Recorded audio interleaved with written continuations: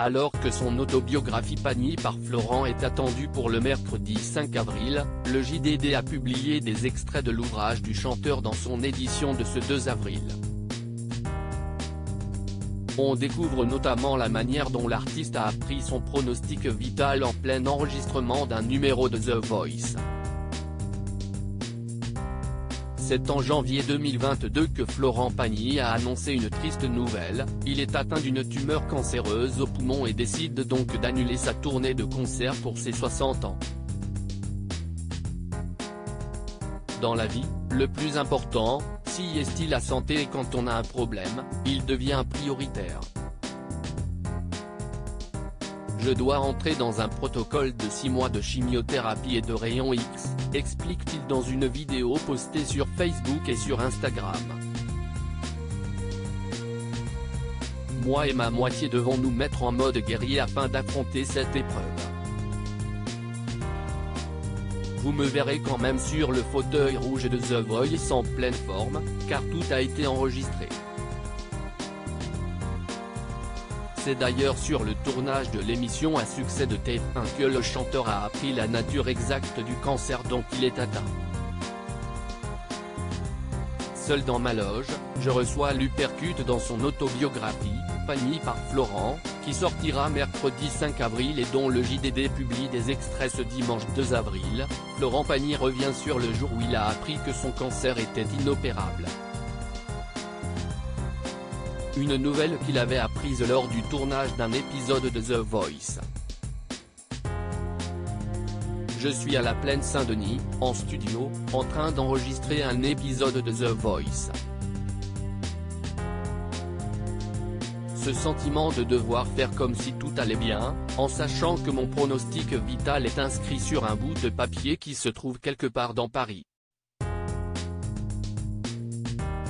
C'est horrible, écrit-il dans son ouvrage. Le professeur Kayat m'appelle enfin. C'est une mauvaise nouvelle. De tous les scénarios, le pire. La nature du cancer fait qu'il est inopérable. Et le protocole qui lui correspond est unique.